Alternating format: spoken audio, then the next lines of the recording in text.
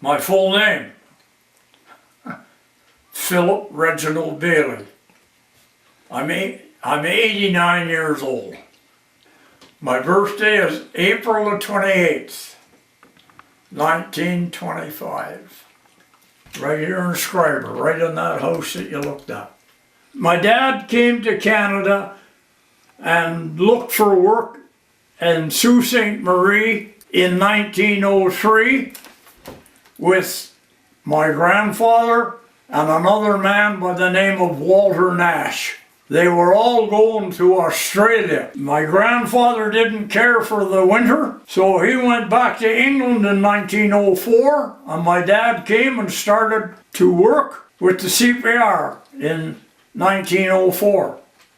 My mother came here in 1907, and they were married in the chapel in Quebec City, and they were here ever since. I was married overseas. As I served overseas, I was married overseas March the 16th, 1946. 68 years and still counting. My wife's name is Hazel Bayless before she married me. I met her at a birthday party. I have 4 children, 2 boys, 2 girls. Brian, David, Jane, and Anne. Anne is the only one that lives in Schreiber with her family, and she had 5 girls. We have 13 grandchildren, and right now we have 12 great grandchildren. I worked on the railroad for 30 years, the brakeman and all that. In the running trades and the CPR. I was a volunteer and on the executive for the Legion. I was chairman of the November the 11th ceremonies and banquet for the Legion about 4 times. I spent 12 years in minor hockey. I was 7 years president. I served on the North Shore minor hockey executive, which included Red Rock, Nipigon, Geraldton, Schreiber, Terrace Bay, Marathon, Manitowodge, and White River. And we had an east and a west zone. And Schreiber belonged to the west zone. Those were good years with the kids. I had 30 years of service for my church, St. John's Anglican Church. I retired from that in 1994. I was a treasurer for about 10 years. I was the envelope secretary that looked after giving church receipts until we got somebody else. For 21 years I was responsible for the Memorial Fund. And in 1993, we ended up re-bricking the church, which was a big chore. I served on council. I was elected to municipal council in 1951, but sickness overtook me in 1953, and I never went back. I had to pay attention to my sickness, and I didn't run in the next election. Yeah, I worked in the arena for 3 years. I looked after the old arena, me and 4 rink rats, and my wife and Flora Bryson, and then that's another story. The start of getting artificial ice. The old rink was called the barn, the old barn. I don't know why, but that's what people started. Oh, the old barn. Artificial ice went into the rink in October or November of 1966. And the rink was told to close in April, May of 1978. We ended up not having a rink or anything for over 3 years. A big mistake by somebody that made that decision, and I will stand by that. I'll stand by that all the time. I fought like hell to keep that rink open, but we couldn't get any cooperation. And that's my say on that. One of my favorite memories was that, being a small town, it had its drawbacks. As I said, the old rink that opened in January of 1936. Before that was the outdoor rink, because the other rink had burned down. So you had to have a gang there to clean the ice and or shovel the snow and that, which was 2 or 3 feet deep at times. But we got by. We made our own fun in town because we were isolated. Getting in and out of town, you had to rely on the early morning 4 o'clock train going to the lakehead and coming home at leaving the lakehead, leaving Thunder Bay, Fort William or whatever, Thunder Bay as it's called now, at 11:15 at night. The opening of the highway in 1936, that was a big plus. There were no cars, maybe 1 or 2 local cars. Opening of the highway, that was a start. Getting electricity in 1936 was a big plus. You could only have either an electric stove or a refrigerator. You had a choice, one or the other, besides having lights for your house. You could have one appliance.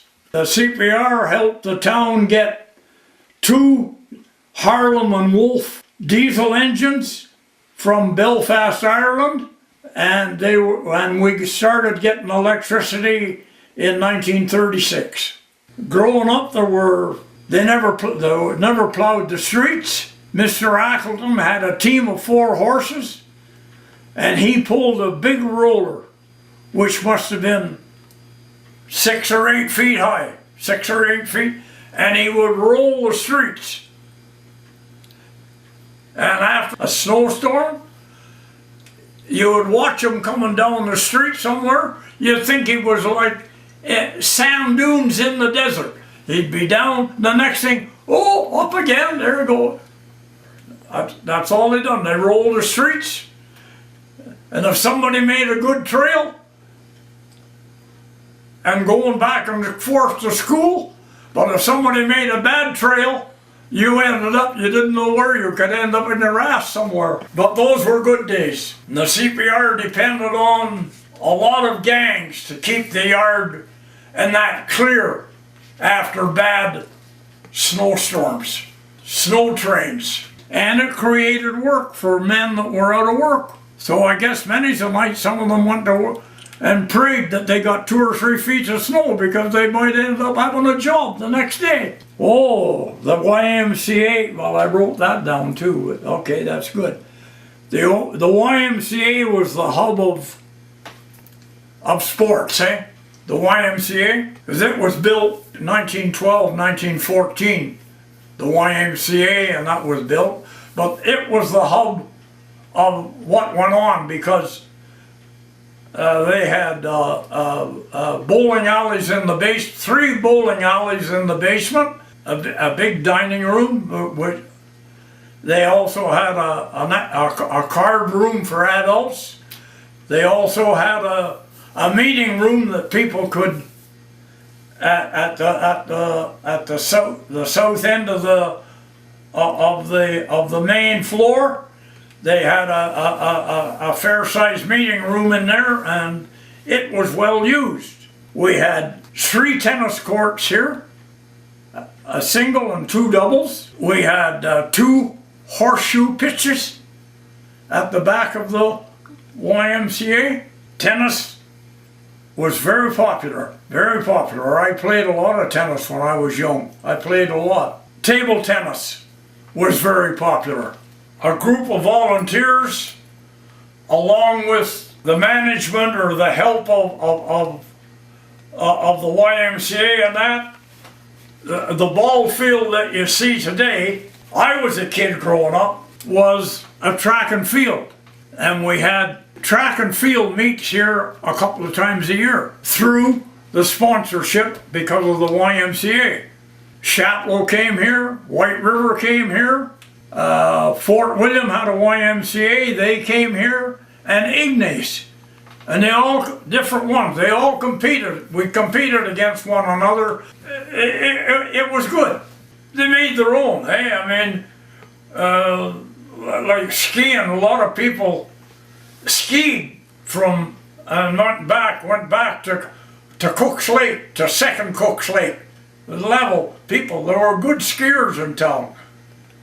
And we had 2 ski slides, one in the ravine at just across the highway from, well, and from the cemetery.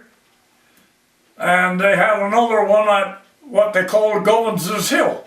It kept us busy because we had to look after it. We had an excellent stamp club here.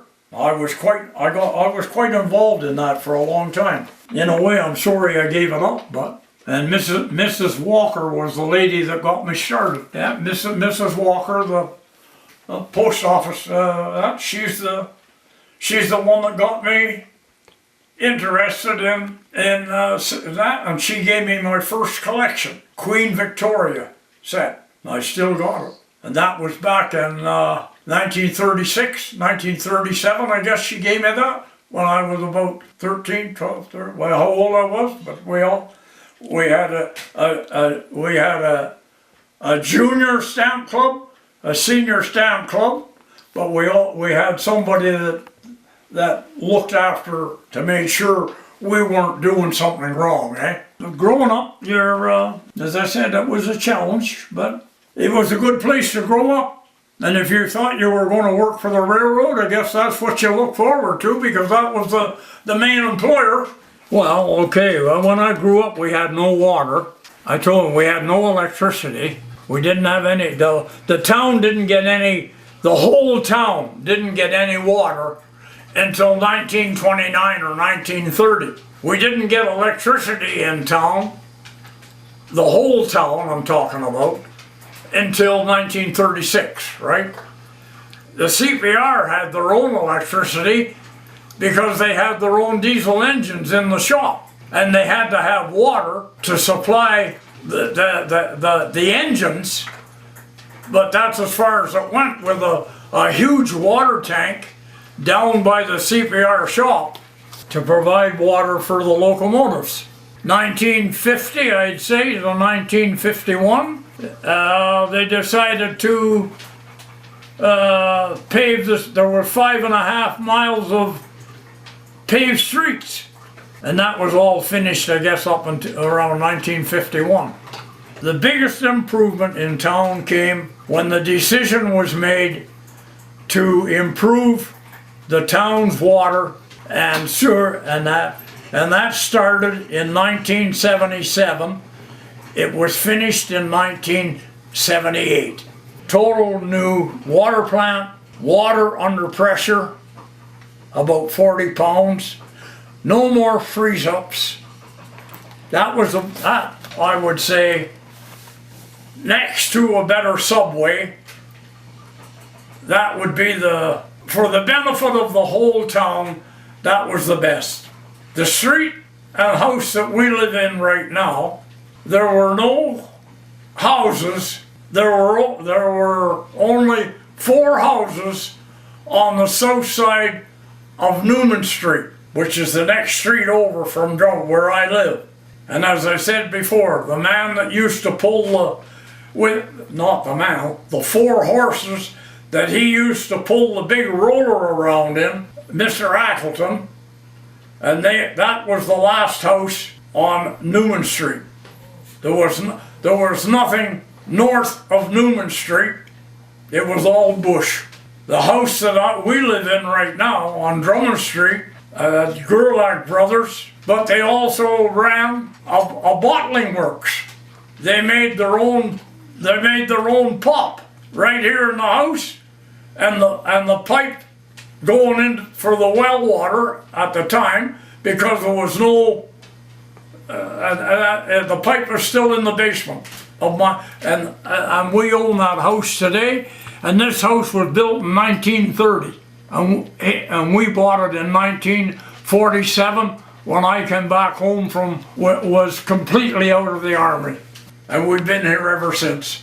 The building of the new high school in 1963 was a big plus. There's no doubt about that, because it had a good-sized gymnasium, and different sports was played in there, and that was good. Badminton, all done on that, all done through the school. Frank Ball took the place over after that. Him and Butch Moore ran that garage. Godfrey Birch took it over after that.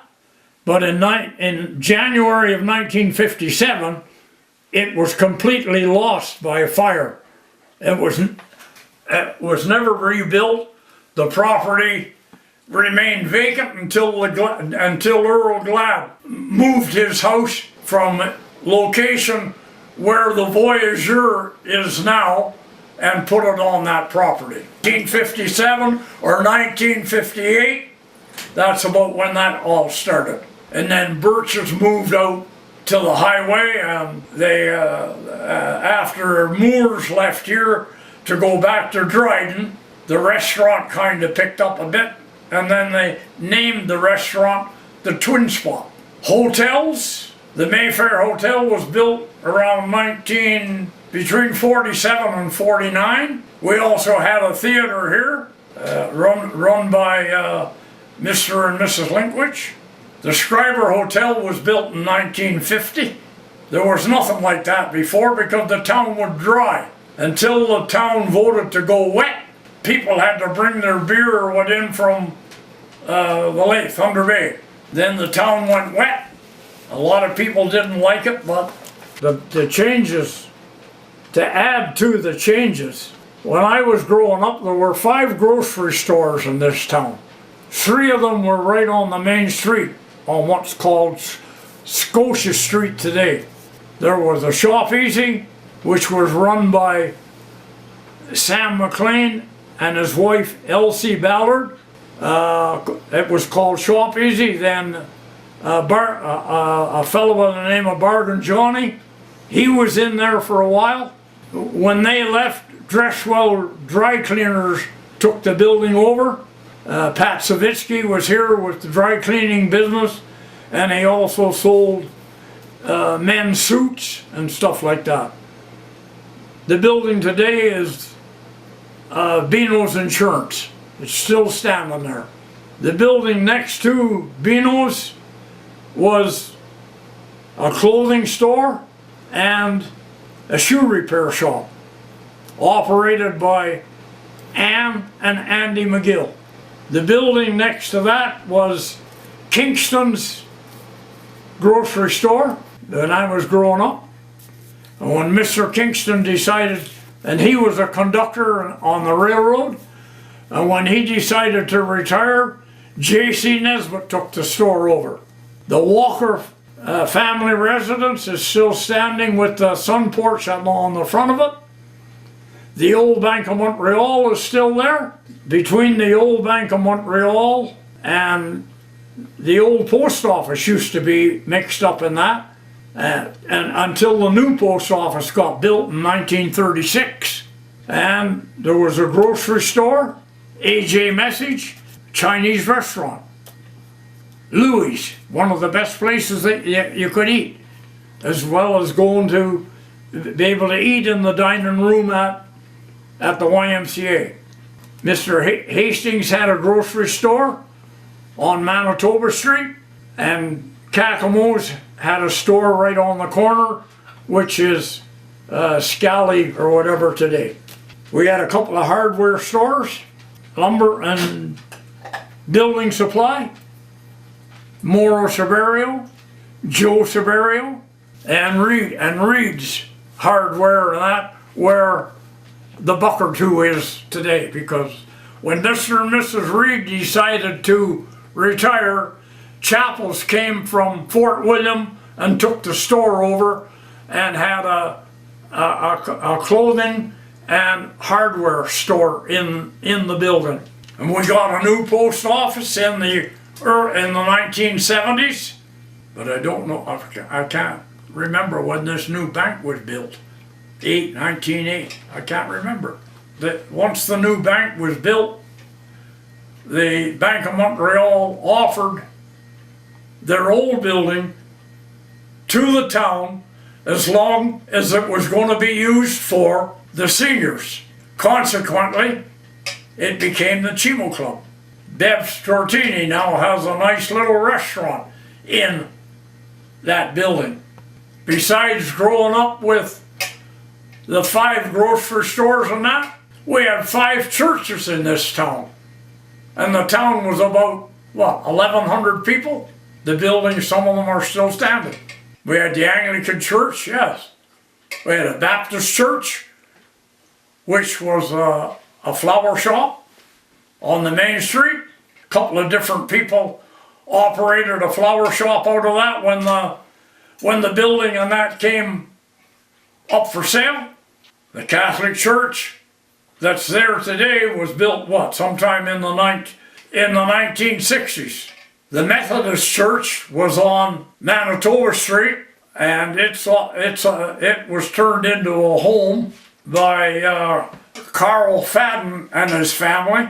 And when they sold out, the people that are in there right now, Mr. and Mrs. Dominic Costa, their son Mikey is an OPP officer, and he's married to my granddaughter Lindsay.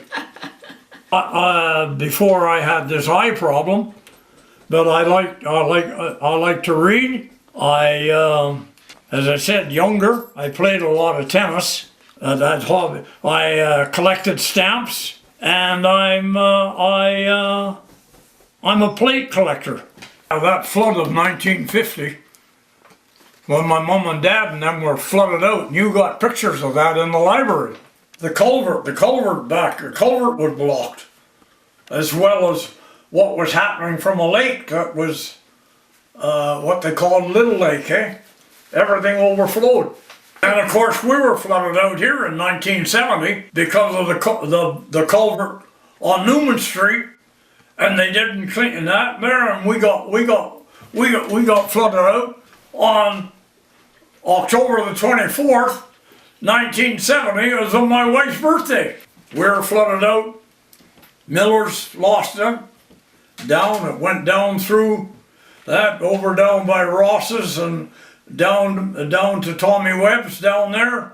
Basement full of water. I would say tearing down the YMCA in 1967, it was too bad. But that was a decision and everything made by the CPR. No effort was made to save it, at least the main building, because of what was there. A restaurant, meeting rooms, and bowling alleys. After that closed, we had nothing. And that was a big disappointment. Another big improvement is we're finally the resting place, and that for the cenotaph. From its original place where it was downtown, almost across the street from where it is now, it had a fence around it with a gate, and then whatever they decided, we gotta move it because we need more space for parking. Well, move number 1, they moved it over to around where Collingwood Court is. Then it got moved again to behind the Legion.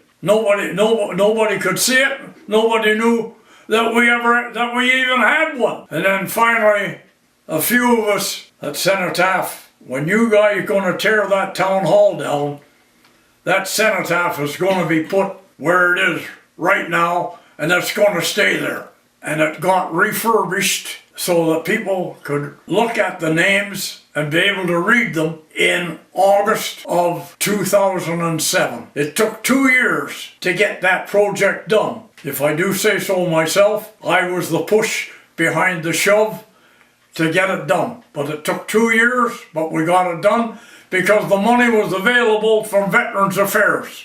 They sold dairy products as well, and like milk and that, eggs, and a little bit of farm produce. And then of course, later on after Cosgrove retired or whatever, there was a fellow by the name of Eckmeyer came here. That was around the early 1950s, I'd say. He ran the dairy. His outfit was called Grassmere Dairy.